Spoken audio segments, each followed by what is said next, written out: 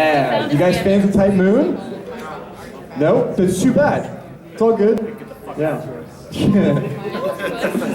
It's okay, we'll post this every day until you like it. So some years we've gone through the crowd and actually had pretty much all of you tell us what you were into, who you're. We like bashed whatever you said just because it was funny, right? This year we're lazy, so we're just gonna say hi. Welcome to Type Moon panel. It's gonna start now. Fuck it. It is 1 a.m. I don't care anymore. I know we weren't written down as adult strong language, but I think if you're into Type Moon, you know its origins, right? So, so quick show of hands, who here does not know the origins of like the Type Moon universe and how like Fate Stay Night and Tsukihime came about? Thomas. All right, we got a couple of you. All right, so a short little history lesson here before we introduce ourselves. Type Moon started off as an eroge visual novel series. That is to say, it was like hentai. But really, it was like one shittily created sex scene for every like 10,000 pages of words, right? And you maybe you went into it thinking, oh, you know, I'm gonna see the purple-haired chick naked. But really, like, I don't know, 3 hours into it when you haven't seen any boobs or anything, and you're like clicking through to find out what's gonna happen in the story, you realize that you've been tricked. So, and then because it became big and actually like people got into it, I'm assuming like the crazy otakus in Japan who like just bought it because of the tits, right? They got into it like, holy shit, this is so good. And then suddenly the writer, the creator, he could be like, oh, let's actually just make it legit now. And so he re-released Fate Stay Night, completely re-released it with all the sex scenes taken out, and no one even noticed. I don't know if you guys like went to like the forums or like anything. No one's complaining about that shit. No one's like, oh my god, where'd my sex scenes go? Everyone's just like, yeah, it's been re-released on this other system, you should play it. Like, they are awkward. They're so awkward, in fact, that the anime made them less awkward, and the anime replaced them with the weird, nonsensical CGI dolphins and dragons. I'm not even kidding. I don't even know what the heck was in the new one. I think they were supposed to represent things, but we don't understand it. Yeah, that's it, right there. All right, question. What happens if they don't have the dragons or sex? Nothing, because really, it was just an excuse in the story for the sex. It just hand waves the scene away and lets the story continue. But doesn't it regenerate technically mana? it's used for mana or whatever, the story, but that's really just the excuse to show the tits. Because let me tell you, after fucking 50 million words that you went through to get to that scene, you don't care about the tits at that point, and they're shitty anyway. Unless it's Hollow Orexia. Yeah. Hollow Orexia is completely just fan service, by the way. And he would know. I know. He's a resident fan service expert, in fact. All right, so time for introductions. That's perfect. All right, so I'm Kevin. I will be the head moderator, basically. We are a panel of experts that are fans. When I say experts, I mean we are making this up as we go.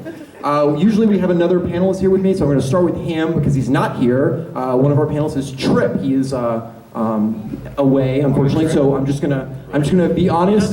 You may ask us questions and we won't know the answer, and we're just gonna blame it on the fact that the guy who would know the answer, although he doesn't, is not here. All right, so I'm Kevin. To my left is our tech specialist. This is James. We don't actually have any tech this year. It's 1 a.m. We don't care. Also, some of you have been here before. We had like a PowerPoint, went over the basic stuff, whatever. On my right, this is James. He is a major expert and huge fan in the series. It is his panel. He submitted it. Thank you, James. Everybody, give him a warm welcome. Yeah, awesome. On James's right is Joey. I'm going to give him the title of Melty Blood expert. He's going to have a little rant that's going to happen here shortly. I think we're going to start with that. Mostly because, I don't know if you know, a new Type Moon series had just been released in the United States in English. Shh, it's new to everybody. Melty Blood, yeah, on Steam in English. Woo! You can finally play for the storyline. And I'm going to kill you, Kevin. Yeah. All right. And then finally, we got Archer on the end here. Archer, can you please introduce yourself and why you're here? What's your expertise? I am the bone of my sword. My name is actually Clinton Bradley. I've been cosplaying Archer since 2010. I'm a big Type Moon fan. I got into it with Fate Stay Night. And I originally did a panel in 2013 in Alabama at a small con called Comic-Con. They found out about it. They were doing their own Type Moon panel here in 2014. And after I came to their panel, we decided to all do a collaboration together. And I've basically been hosting and organizing all of the Type Moon cosplay events on all of the cons in Georgia pretty much for the last 5 years or so. So for the Type Moon fans out there, that means that we are now officially a Carnival Phantasm panel. We are a crossover panel between different series. That is what happened here. Hey, welcome. Ooh, I like it. Oh, you're glowing. Hey! Some Yeah. blonde with a shiny sword. All right, before, as they strut, yeah, he's making noises, it's good. All right. Gilgamesh, I love it. Is that the rare drop dubstep Aya? Wonderful. All right.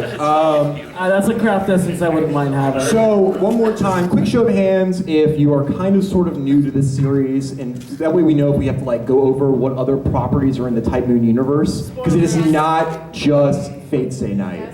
It is not just Fate. Awesome. I see a couple of hands. All right.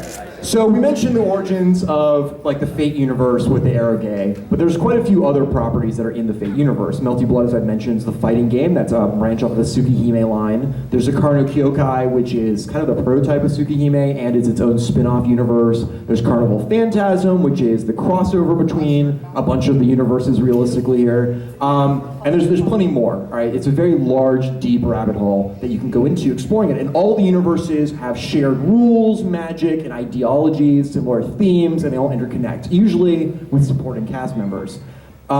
Usually, at this point, we would go over pretty much all of it, the different kinds of games. There's a ton of them, there's action games, fighting games, visual novels, movies, anime, manga, even light novels, Fate Zero, yeah. But this year, I think we're going to go into something that's more directly relevant to what was just released. As I mentioned, Melty Blood just came out. And if you're not familiar with it, I'm going to let James... I'm going to let James first describe it. Joey will then tell you why maybe you should be careful with it. Does this mean I can actually relevantly contribute to one of these things for once? Yeah. All right, James, please introduce Melty Blood for Joey. So, Melty Blood is the fighting game which is based off the Tsukihime visual novel. And Tsukihime is the alternate universe in the Type Moon universe, which follows the story adventures of Shiki and Arcade, and basically, oh my god, it's been so long. Don't watch the non-existent anime. What anime? There's two in this. Is the anime that shall not be named? Oh, also, there's going to be a new one that we're also not going to watch. I haven't because watched it doesn't exist. Theoretically. All right. So, Melty Blood is a fighting game. Can I bring up the Tsukihime rework? Yeah, there is the Tsukihime rework Oh that's yeah, in the so works. anyone here know about the Tsukihime rework? Is anyone here actually like hear anything new besides the fact that there's just like new characters and like apparently they reordered the Dead Apostle rankings or something like that? So, Anything new besides that? I heard they're actually working on it.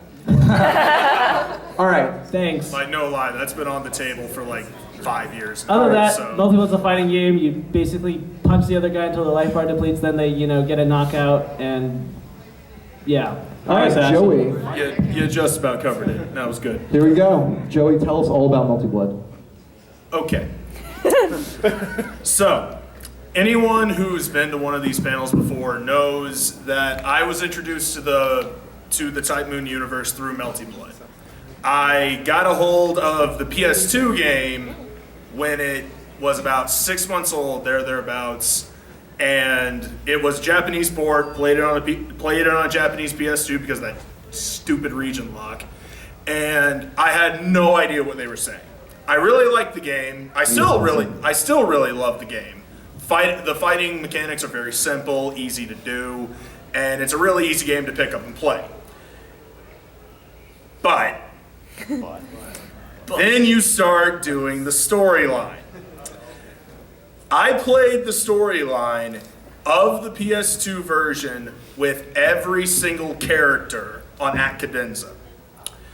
There was about 18 characters thereabouts. I had to get a translation guide off of GameFAQs that was very well translated, very well written, but the problem is it read like one of those shitty choose-your-own-adventure stories. Because it is. So the easy way to explain Melty Blood is it's a visual novel disguised as a fighting game, okay?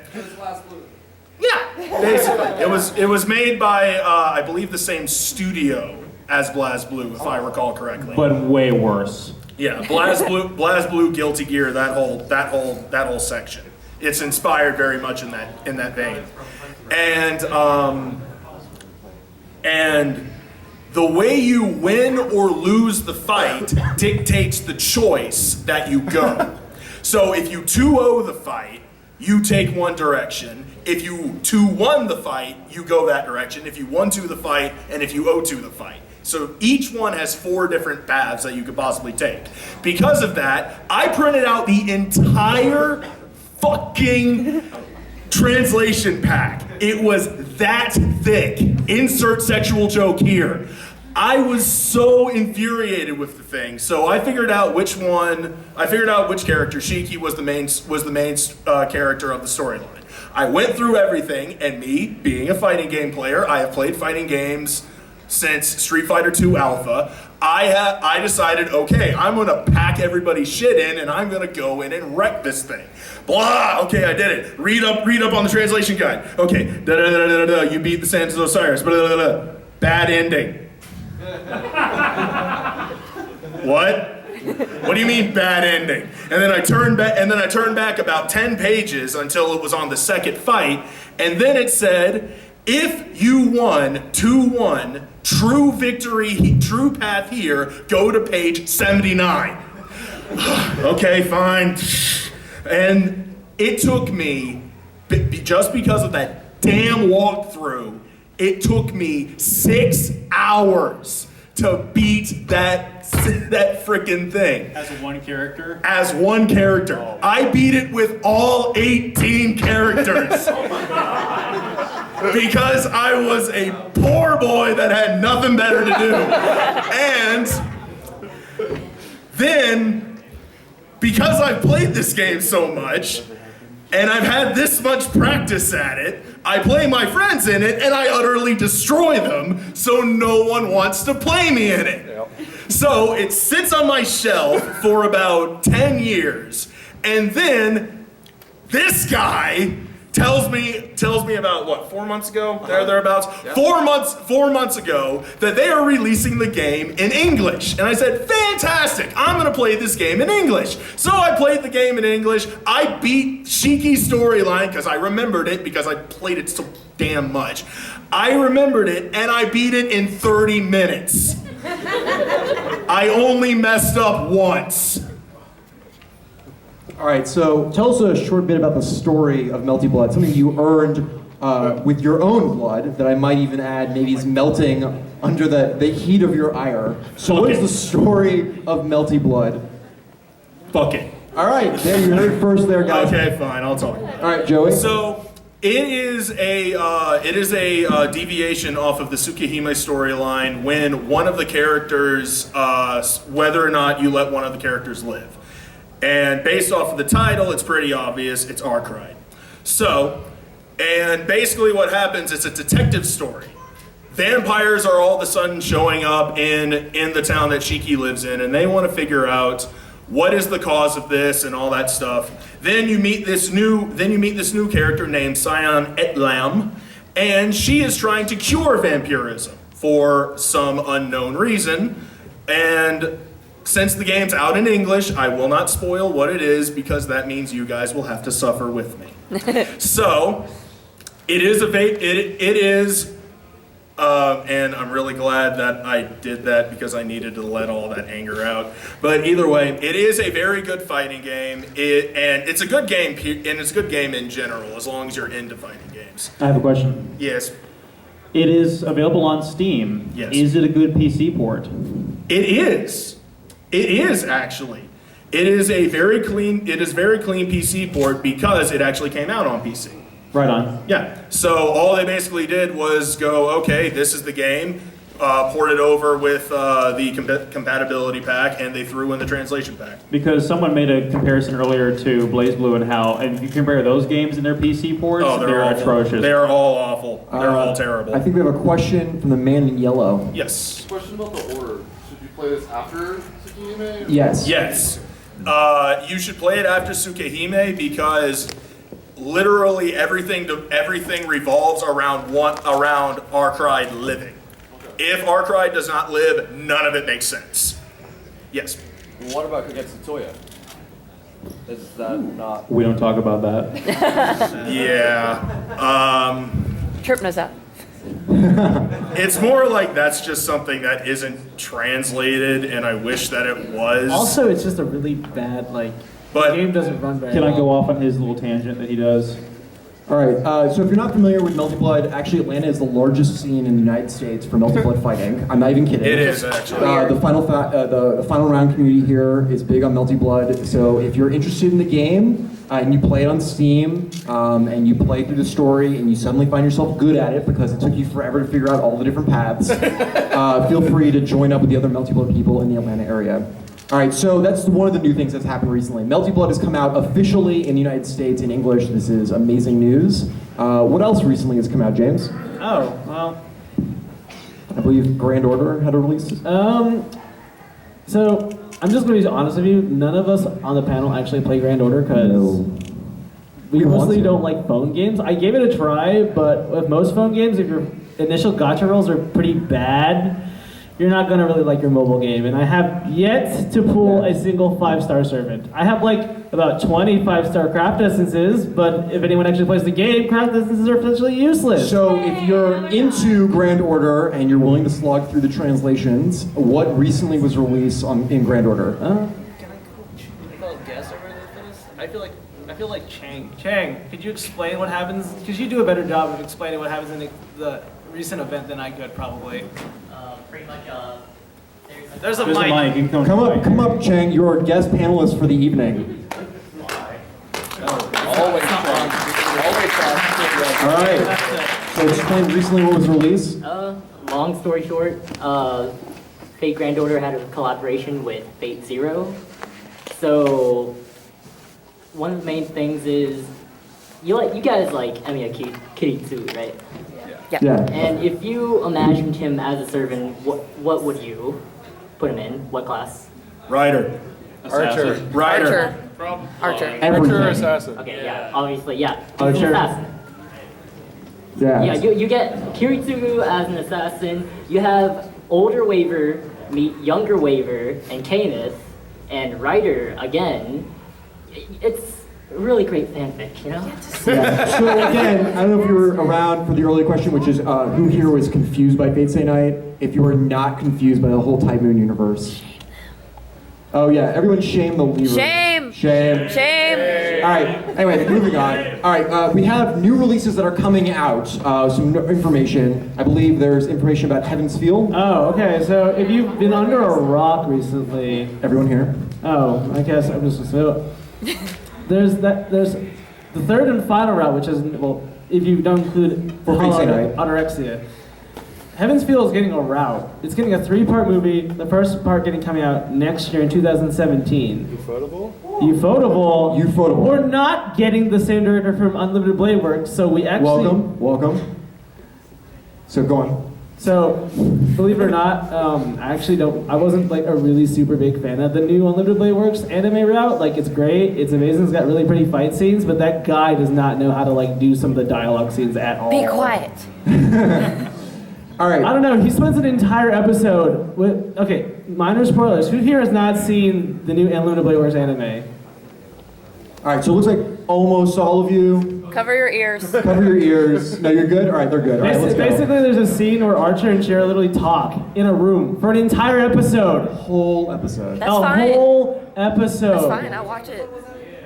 Like one of the later 23, I ones. think. Like one of Yeah. It wasn't even. No, there wasn't even like any like cool circle walking. Remember in Fate Zero where they walked around in circles? Yeah, that. There was none of that. It was just like you know Star Wars Episode 1 prequels. Like oh. I would like a shout out for the circle walk. No joke. Yeah, like Circle walk, best walk. like literally that circle walk was literally like everyone hated it when it first came out, but then after that episode of just talking just cut talk. I want to get back on track. All right, so Fate Zero collaboration, Grand Order. Melty Blood just came out. Heaven's Feel. I'm not done with Heaven's Feel yet. Oh, yeah, tell us more. All right. So, also besides the new director, we also are going back to I forget the name. What's the name? Yuki Kojura, the greatest composer of all time, period. It'll be excellent. Damn right. So we have hope. So if you didn't like the music from Unlimited Blade Works, which really wasn't all that great, you're in Be luck. quiet.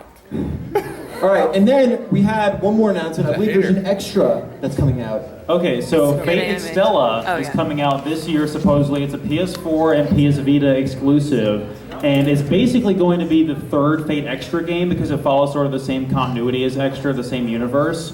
It does not have it actually has real environments of what we've seen so far, like actual like locations as opposed to like the digital world nonsense from the previous two games.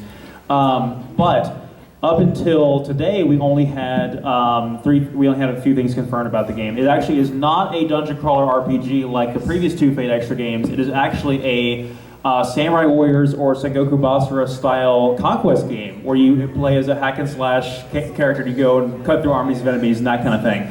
Dynasty Warriors Fate. And I actually have an announcement to make about that we just found out today.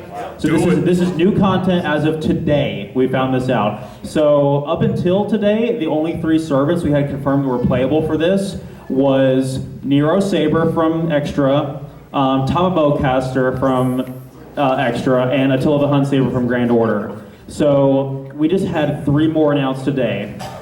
We have Arturia Saber, obviously. We have Gilgamesh Archer, obviously, and we have Emiya Archer. Yeah. What a great cast. Yeah, so we're actually excited about this. This looks pretty good. We got one more new thing, James. There's also, anyone here like the Shaft production series? Like they make Monogatari. They make good stuff. Yeah, they make good stuff. They're producing a Fate Extra anime. It's called Fate Extra Last Encore. And that's being animated. And that's also coming out 2017. So we'll have more Fate stuff next year. So, Tsukihime remaster. Not dated. Not dated. Heaven's Feel next year for the first movie. Fate Extra anime next year. Fate Extella, when's the release? It's to be announced, but it's this year. It's dated for this year. Dated for this year, right? And Melty Blood just came out. Grand Order just released a crossover. I think that's all the new things that have come out recently since the last panel or are coming out. You guys, question? Fate Apocrypha has a manga announced. Oh, and Fate Apocrypha and manga. All right. Before our cosplayer leaves, I have a cosplay contest I would like to hold. No, you don't want it? All right. Bye. Bye. Bye, Mason. All right. So all the people in Type Moon cosplay, if you please stand up, show off. We have a contest. I got courtesy of High Res and Smite, some little Smite codes, mythology, legend themed. So for the best costumes, we're going to be giving out a few Smite codes. We're actually having a band panel. We actually, yeah, right. So, no, come on, stand up. No, you're in costume, Shakespeare. Let's go. Let's go. Even though you're a really useless servant. Yeah, all right. Can I get all the costumes to line up here in the front so everyone can take a good look? Oh, yeah. Oh, yeah. Shakespeare is useless as a servant, but at least he's honest about it. That's true. That's true. All right, so if you missed it earlier, this is going to be kind of a mini, like, Fate, Type Moon, cosplay meetup here, which is awesome. There was one earlier today. All right, so we're gonna go down the line here, right? I can't actually see all of you. There's a ton. Wow, this is amazing. There's a third mic on the. Yeah. All right, that's fine. We're gonna start on the far left, and then if you like the costume, I want to hear claps and cheers. We're just gonna move through one by one. All right? Everyone got it? Cool. Here we go. All right. So the first costume, please raise your hand there. Yeah. How do you guys feel about that costume? Yeah. Woo! Type Moon. Right, all right. Wonderful, all right. That was pretty good. Second costume, how do we feel? Oh, all right. Yeah, he's feeling it. Action, I love it. Oh, I think we've got a caster here. Caster, can you please show us? Ooh. Yeah. All right. I believe we've got Rin next. Everybody? How you feeling the Rin? Some kind of warrior woman thing. Very out of place. Kind of weird. What's going on here? Yeah. Excuse you. How do you guys feel about the saber? All right. I think my personal favorite, right? But it's not my choice. Shakespeare. It's not because of his costume, it's because of his workplace. Archer 1. Alright, we got Archer 2 wants to say something. Alright, so Archer 2. I want to talk to Archer number 1.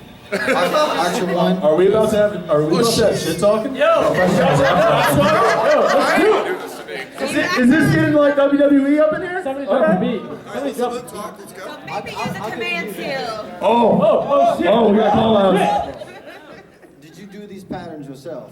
No. Or did you trace them on?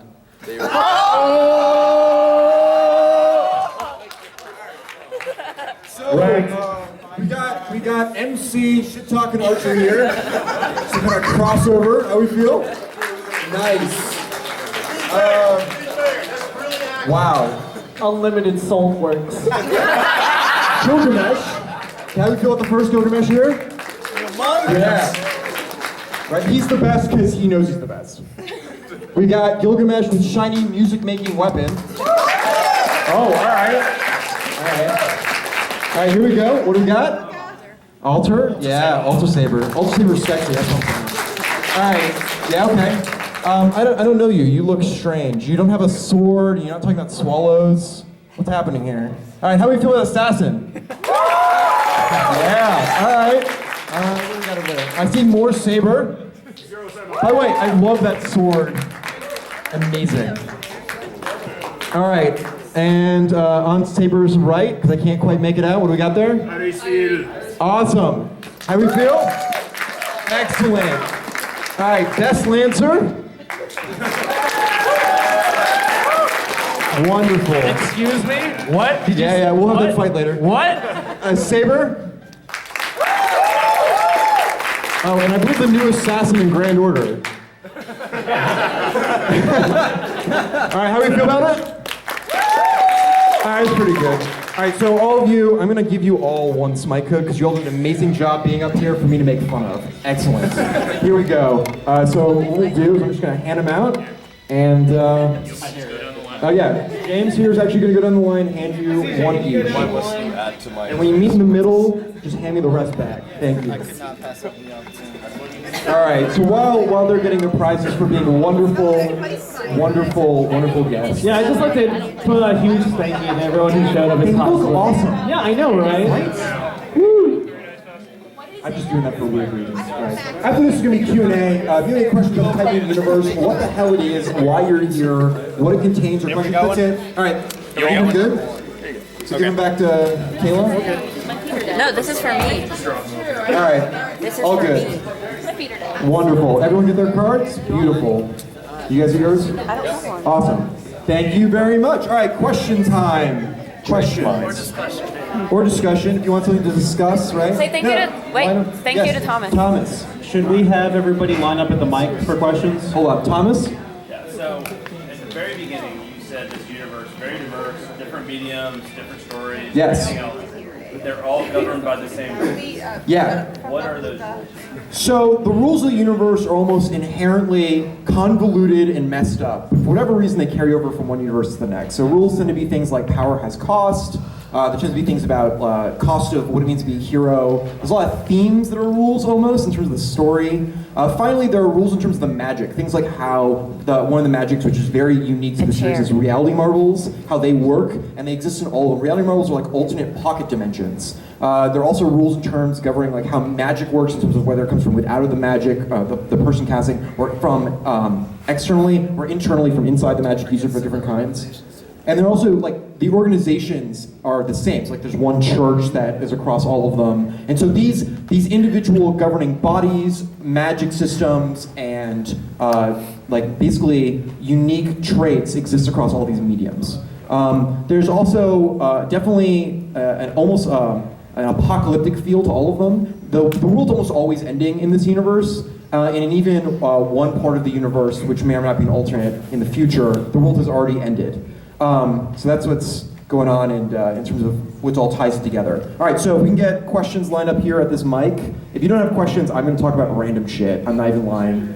All right. Oh, by the way. No questions, really? No one has any questions about Type Moon? No, come Anyone on, come who on has up here. questions, Let's get go. up and line up at the mic. We got a mic.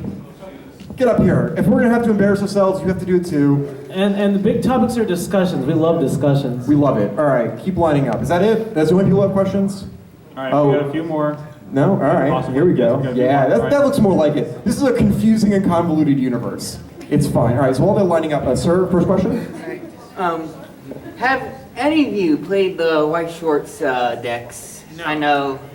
The White Shorts decks. Yeah, here we go. I have been wanting to, So, but I have not played it. You know, I have, and anybody that wants to learn it, we can play it. I mean, Wise Shores, for those of you who don't know, is basically, you know how we say Yu-Gi-Oh! Is like children's card games played by adults? Well, this is like Weeaboo card games played by Weeaboos. It's pretty much what it is. Like, it's a very simple card game. It's very accessible to a lot of people. It's very easy to learn. It's very non-competitive. It's very it's very simple, easy to pick up. But the attractive thing about it is the fact that all of the archetypes within the game itself are different. All the different sets are based on different animes and different anime characters. Yeah. And there is in Japan, they have a Fate Stay Night visual novel set. They have a Fate Zero set, they have a Prisma Ilias set, and they have an Unlimited Blade Works set. In English, we're only got the Fate Zero set and the Unlimited Blade Works set. There's plenty of English sets to play with, but you have like Hatsune Miku, Madoka Magica, Attack on Titan, Sword Art Online, all those you can play with, and obviously we play the Fate Stay Night Unlimited Blade Works ones. And they can all play with each other because they all have the same rule set. All right, so next question. James? All right, my apologies. I made a mistake. Especially, I'm sorry to you, Chang. I forgot one thing. There is a new Prisma Ilias season next. Yeah! New season, new anime. You were missing something. That's what we have now in Trip here. And hopefully this one will not have 7 episodes of them going to the I'm so sorry. So for anyone who's not familiar, you. Prisma Ilia is the magical schoolgirl version of Fate. Yeah. All right, so next question, please. This question is about Melty Blood. Yeah. What you got? Why does Archetype Earth exist? Like, why is she in the game? I don't know. Why? Wait, I have to clarify. Are you asking for lore reasons, or are you asking in terms of like balance? Balance. Okay. So, I got this. All right, Joey. So, in the first version I played at Cadenza, she wasn't really in there. She was basically the boss character, and it was stupid. If you play the remake version, she is in there. You can play her. And I'm just going to be flat honest with you. I don't know. I really don't. She is by far the most busted character in that game. You don't really have to play the game. You just have to basically just headbutt the control stick and hope to God things turn out well. Please no. No, go ahead. To quote Rooster Teeth, you could drop a controller into a box of mushrooms and hit enough buttons on the way down to win the fight. Yeah, so pretty much. The real reason is because, as we alluded to earlier, Melty Blood isn't really necessarily a fighting game. Melty Blood is really a visual novel in a fighting game skin. She's also a type too, so she's also really overpowered. So types it's are like just a storyline thing, basically. Are anyone like familiar with types at all? We'll get to those. Oh. They put her in an arcade. Yeah, we know. We know. All right. So Archer, I believe you have a Just like question Sand of the next. Osiris, bro. I understand. Yeah, Archer, what do you got for us? Okay, so like, I recently finished the Tsukihime visual novel. All right. And I also, I'm starting to pick up Hollow Ataraxia, so I'm thinking about getting into, we were talking about Kagetsu Toya earlier, and I want to know about that, and I want to know more about Hollow Ataraxia, since I'm like... Unfortunately, our Hollow Ataraxia expert is Trip. No, I know a lot about But we Hollow do have this gentleman here. The one thing I'll tell you before he gets into it is that Hollow Ataraxia is a dream. That is a spoiler. But everything that happens in Hollow Ataraxia definitely sheds light on the characters. It's more of like a fan service story with exploration on the individual like characters and motivations than it is like almost plot. He's gonna disagree, but he's wrong. Hey, yo. So who here thinks that the best servant and the best bro is Lancer? Who here thinks Lancer's best bro? Fate Stay Night Lancer, by the way. Fate Stay Night, Dirmu. Yeah, not sorry. Dirmu, Kukulin. Oh my god. Yeah.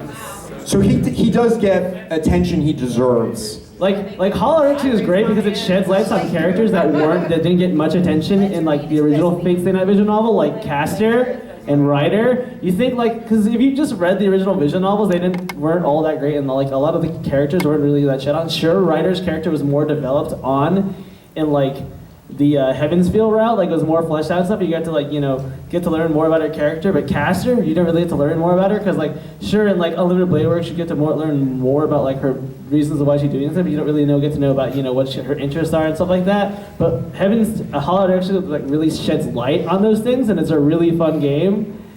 So if you're big into the series, you like fan service, and you want more information about the characters and motivations and their backstories, but less of like necessarily plot moving forward in terms of what happens or what could have happened, that's what Hollow Knight actually really is for.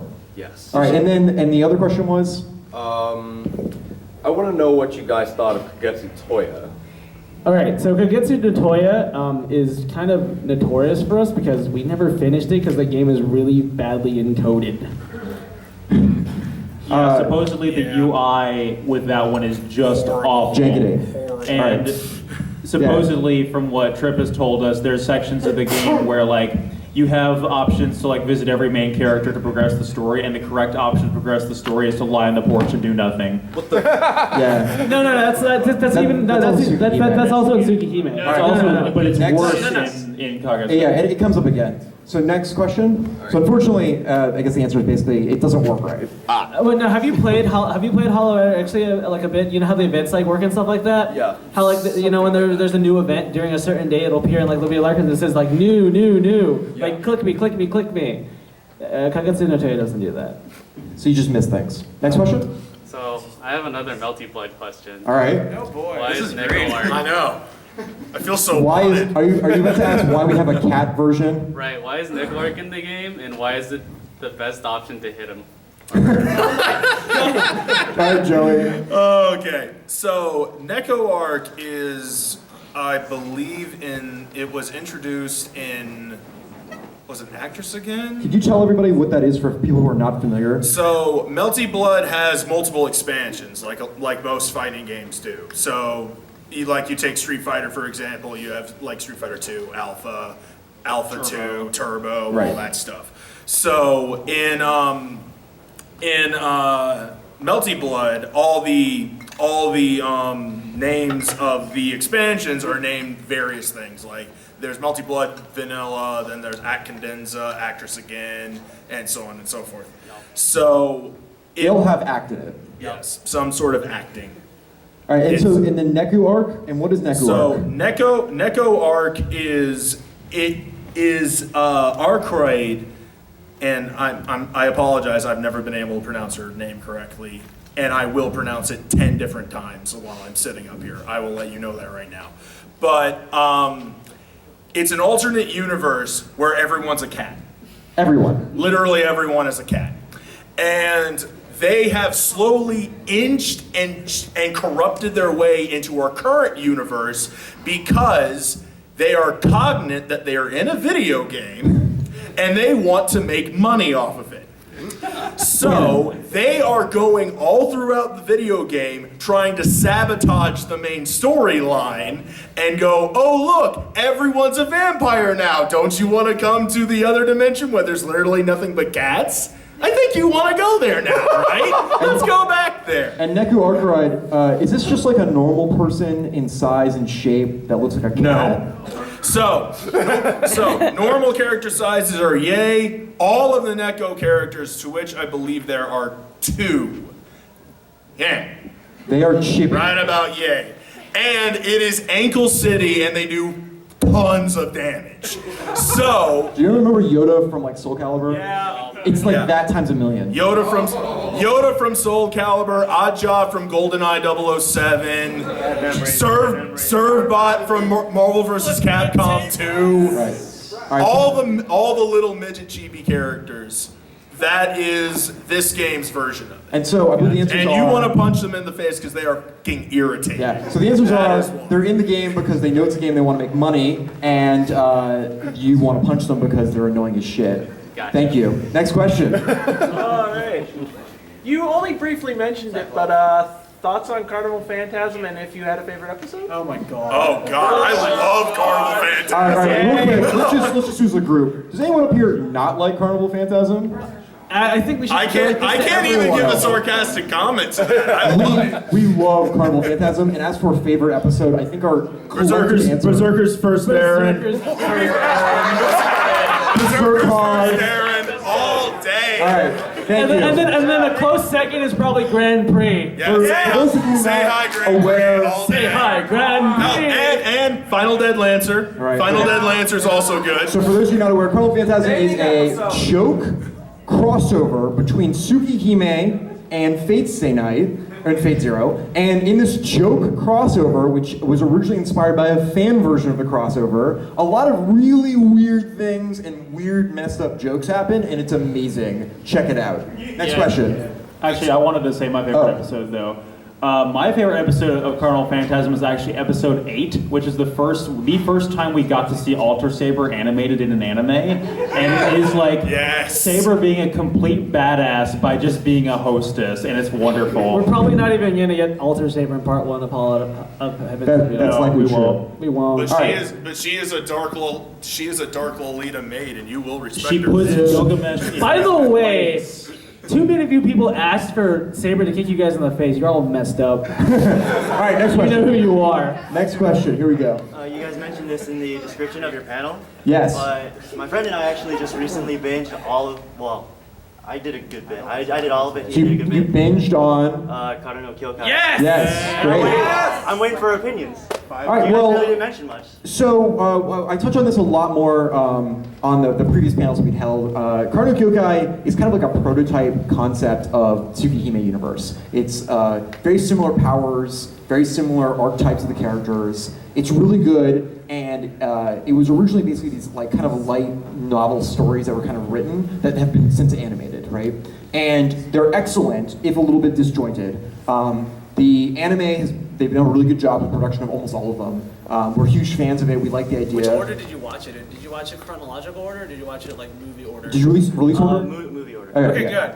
Yeah, and then so we're all huge fans of it. We like it a lot, and it's a cool alternate universe. But you do have to remember it is an alternate universe. It is not in the main Type Moon universe, even though it shares a lot of similarities. Which one is it again? That's I don't remember the number. It's been a while, but which one's the one that is the one where it takes place and it's following his sister at the school? That's six? That's the worst one. That's also directed by the person who did Unlimited Blade Works. That guy sucks. Okay. All right. So next question. The movie? Wade. Yes. Okay, just clarify. Do you have a comment? What's the better way to watch No Kyokai? Movie order or movie order? Movie order. Okay. Next question. Yeah, I watched like 5 of them in a day because I hate myself. Good job, dude. No, good job. Seriously. I mad respect, yo. They're short. But they are short. Well, one of them is in 2 hours. But that's the best one. That's why I read it. Well, debatable. But question.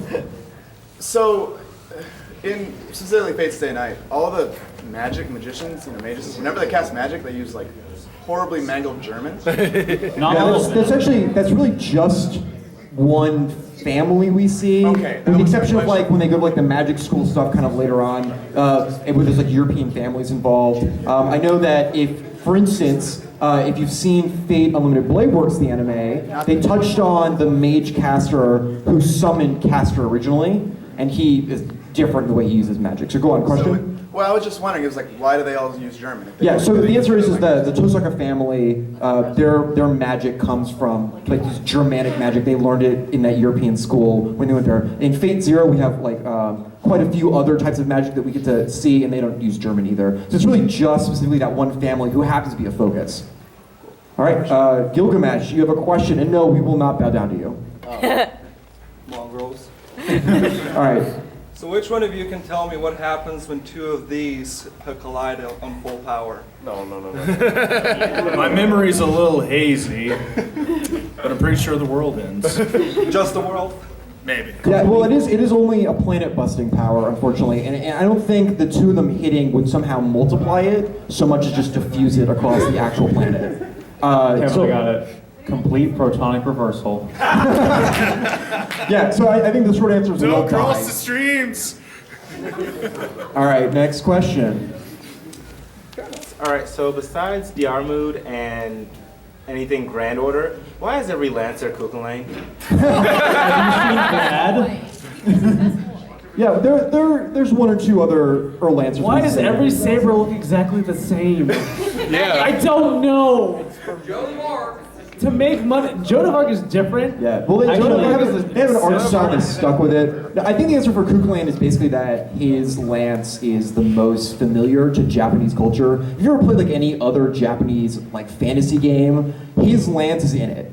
Every single one of them. You play Disgaea, his lance is in it. Like, if you're playing Final Fantasy, I bet you his lance is in it. So I think it's less him and more his heroic, like, noble phantasm. That's the reason why he's in pretty much all of them. By the way, Kukulhane's the best. He is literally the best.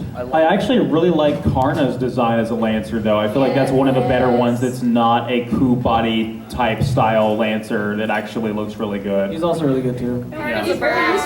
Karna's a bird. All right, next question. Hi. Are you Neku or Cried? Is that what's going on there? I'm sorry, what? Or, sorry, go on. No. I was made Saber earlier, but Excellent. I feel like this is probably kind of a newbie question, but unfortunately I don't want to spoil the games for myself because I am awesome and I'm an artist and I have a fucking Mac, so I can't play any of the games. And I have a 360, so. But I want to know about the Extra series because I kind of fell in love with Tamamo and it's kind of So- for next week. The extra series is not going to spoil the Fate Stay Night universe at all. It's its own alternate, weird digital playground universe. It's pretty cool. I was a fan of the story, kind of, sort of, maybe. But it was really fun to be able to like play the characters and explore them. And there's some interesting ideas that go in there. I know Clinton's played them a lot more than I have. Yeah, Extra is very much a similar experience to Melty Blood in the sense that it treats itself like a visual novel, but with actual like gameplay. In the sense that you still have to make decisions that affect the way the route goes, and you get bad ends, that kind of thing, like left and right. If you pick the wrong thing, the game just automatically game overs because you picked the wrong thing. It just kills you arbitrarily because you made the wrong decision. Yeah. But I have not actually played it as Tamamo Caster. I've played it as the other. I'm just going through my Archer run right now, and I've played it as Saber. But one thing that's nice about Fate Extra is the fact that you have like time to talk to your server in your little storeroom and you prep for the next level, and it really feels like a more personal experience of you and your server. Like you get to know them, you get to know their story over the course of the game, and it actually feels like you are in kind of in control of how you want to fight this Holy Grail war, because in the very first opponent that you face, Shinji's servant, you actually go to the library and read up on who this person is historically, and it's like you would do that if you were trying to figure out who your opponent was in this type of situation. But gameplay-wise, it takes a lot of grinding for the gameplay to actually get interesting. I don't want to really spoil any of the servant identities for you of who you fight, but they're all really creative. There is technically 2 routes to Fate Extra as well, the first one. The second one is not translated fully, that I know of. But there's 2 separate routes to Extra, and you won't get to the decision point where you go between the 2 routes until pretty much the halfway point. So the much of the early half is very much the same regardless of which server you pick. And to iterate on how you're not really going to be spoiling anything, there's really only one servant in the whole game, really, that shares an identity with like Fate Stay Night. Like it's a totally different Berserker, it's a totally different caster, it's a totally different Saber even it looks similar. So you're not really in any danger of spoiling the rest of the story for yourself. I mean, right? I've seen the anime, but Yeah, awesome. Next question. So I walked in halfway, so if you talked about this already, I do apologize, but basically I've kind of given up hope on the English patch of Tsukai no Yoru. It's happening. Very slowly. So very slowly. It's my like question would be: have any of you successfully, played through like a script or you anything? can play through the first 3 chapters of the game. Right. That's it. That's it. That's it. Yeah. We Sorry. want more. We really do want more. The thing is, like, but- I'm the type of person who doesn't play things until it's like fully translated. I mean, light novels are kind of exceptions because like Fate Apocrypha is a good read, which is like the first 2 volumes are fully completed. I don't remember if the third one's completed. I think all 3. It's 1, 2, and 4. Yeah. I believe it's 1, 2, and 4. But I mean, the short of it is it is coming along slowly, and you can play like the very beginning, basically. Do we have another Smite code for this guy? Because he's the first person in all of our panels to actually ask a question about Mahou, Tsukai, no Yoru. I don't know, Smite, do you think you got for a good question? I mean, Mahou, Tsukai, no Can everyone Yoru. give Thomas of High Res a round of applause for his generosity here? Thank you, Thomas. You've been amazing. I don't know, I really want to play Mahou, Tsukai, no Yoru because it's like got a lot of, it'll probably flesh out the magical association. The clock tower a lot more than, you know. And let's face it, Aozaki Yawako has got to be one of the most fascinating characters in all of Type Moon. And really She OP. really is. She really is. And the soundtrack. Oh, excellent. Yeah. And she's also really OP. So I think we have a gentleman back there. No. Yeah, on the subject of Witch of the Moonlit Night, I've actually heard that they started explaining sorcery, actual sorcery. Right? Yeah, so that's one of the reasons we're really interested. Yeah. There's also there's a couple other ones that he's done that just haven't gotten any real translation footwork. And we're really excited for I know I'm really excited about the April Witch, but the short is that we're just unfortunately waiting unless you want to go and learn all the Japanese and translate for us, maybe. Yeah. All right, next question. Visual novel. Yeah. But that's probably not I had another quick question. Yeah, what I was wondering was, I've played Fate Stay Night, and I'm working on Hollow Atraxia, and I haven't seen the new Unlimited Blade Works, but what I noticed was they had characters in it that were from Hollow Atraxia that weren't in Fate Stay Night. Am I confused about that? Because okay, Makidera, and I didn't think Luvia was actually in the original Fate Stay Night, was she?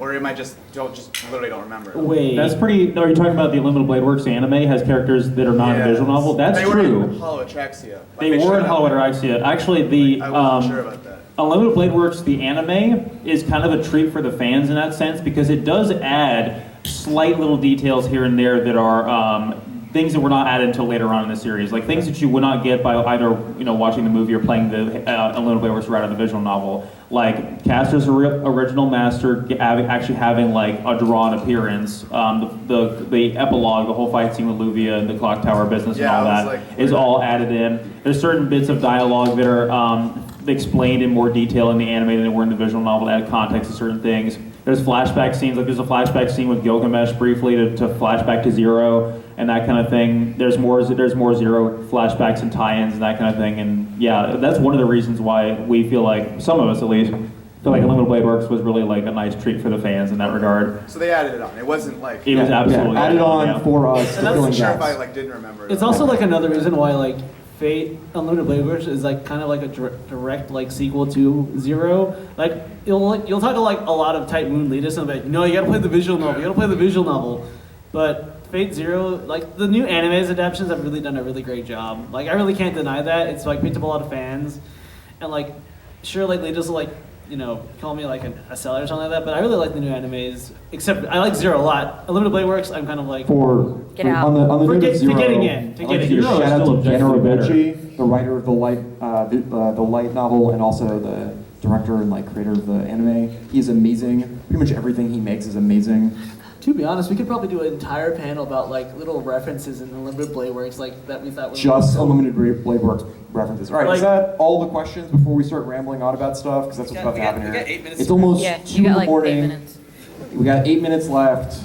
Anybody has any questions? Come up to the mic. Nope. All right. So in that case, I think what we're gonna do is Wait, tell you what. She has a question. She just doesn't want to get up. Lazy. I know. It's 2 a.m. I'm tired, CJ. All right, question. Why do you hate Grand Order so much? So we don't necessarily hate Grand Order, although we do hate the mobile gaming platform. It's the issue of getting the right servants, the right stars, all the time the grinding, and how it's just a huge, giant pain in the ass. Especially if we're only really playing for the story, right? Which you can't even read.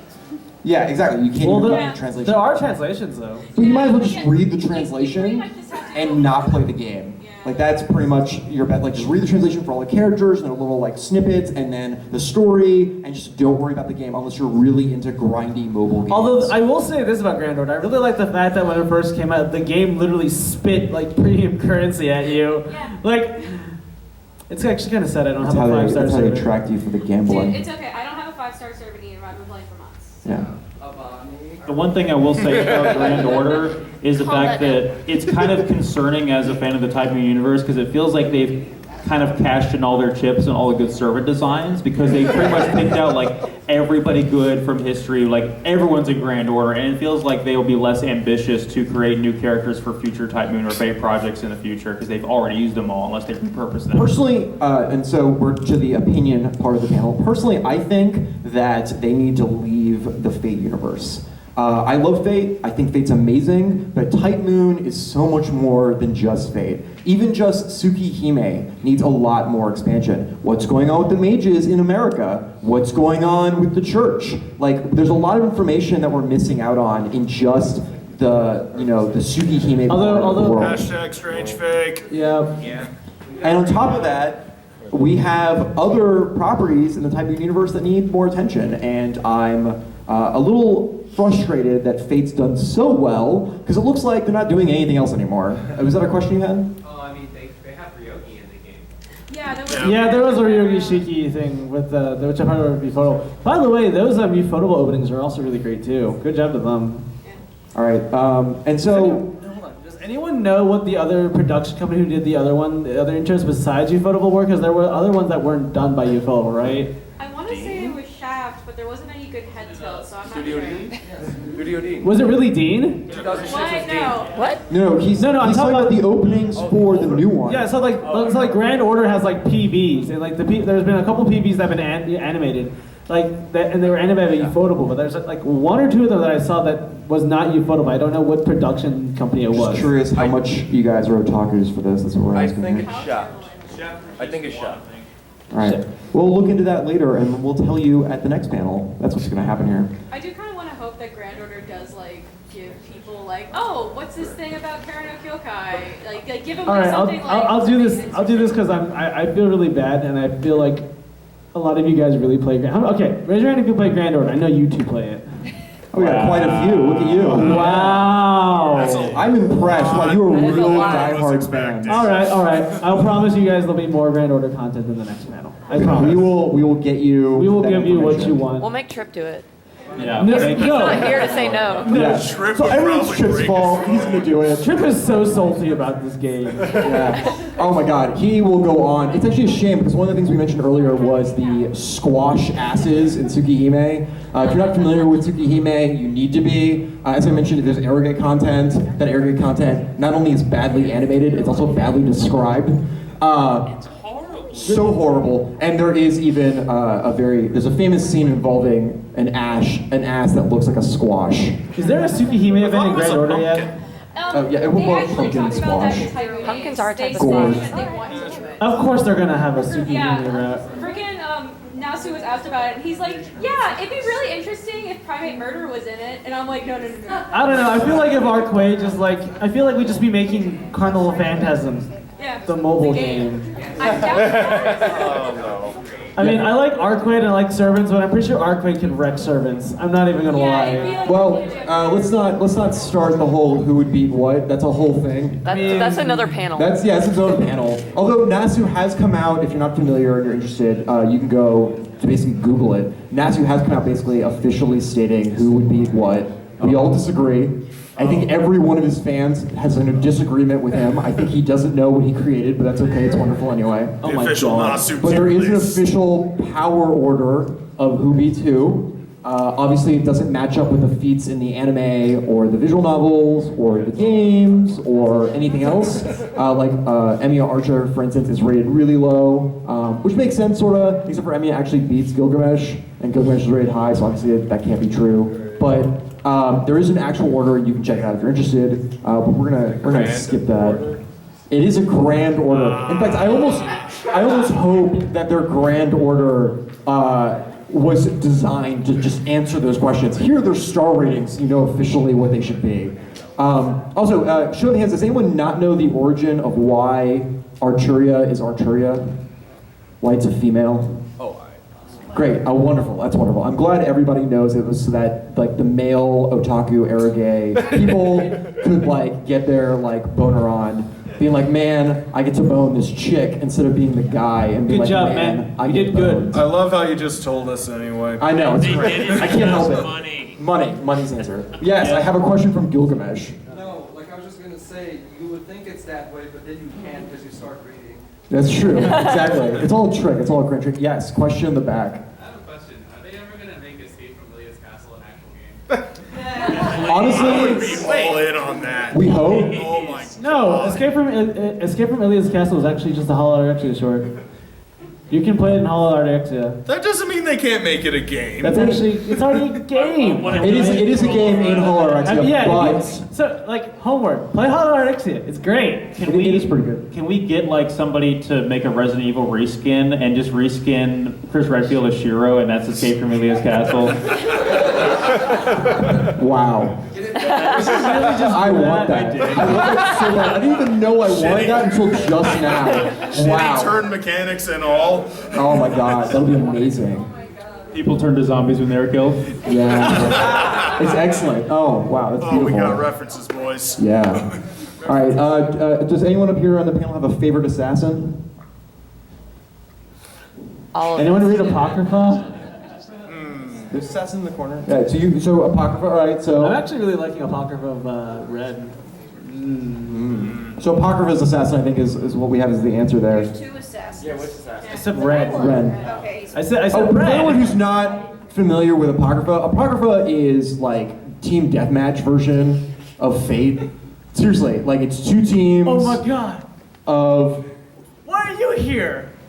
Welcome. By the way, it's the end of the panel, asshole. Why are you here but Trip's not here? Because you didn't tell me to give him a ride. You Oh, everyone blame this guy. blame him. Shame. All right, that was actually the end of the panel. So just to end this, Fate Apocrypha is a team deathmatch Fate where both sides have a bunch of like crazy servants that just go at it insanely, and it's awesome. It's also the only time we get to see the different like heroes actively working together like a team, which is why shitty servants like Shakespeare here can actually perform a role because support roles exist. It's not just pure combat because Everybody needs a team. medic. And also, if you want Yeah, really good at running away. That's all he does. Running away and healing. Also, Apocrypha explains why there's a ruler class. If you ever wondered why, like, Joan of Arc is a ruler class, Apocrypha will explain why. Yeah.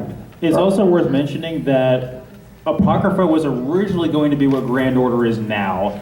Apocrypha was originally started as like a multiplayer only, like free-to-play kind of game, and that's where all of the servant designs came from, including some ones that were never really used, like David and that kind of thing, were never really used in the new version of Apocrypha. But that project was scrapped. And instead we got Grand Order as it is now, which is the salvation of the mobile game thing. And Apocrypha, because everybody loved the servant designs and the story concept so much, they recycled it as light novels and now a manga. Yeah, I think realistically at this point, we're all just playing and watching and looking at these things just to see what kind of crazy design they'll come up with for historical characters. Like Rainbow Leomon for Edison. Yes, look at it. Yeah. Excellent. Yes. The best cast. So there's been some excellent designs. I'm always excited. My personal favorite will always be, and this is just a throwback to Dynasty Warriors, so I'm hoping we'll see more of it. But my favorite will be Berserker Lubu.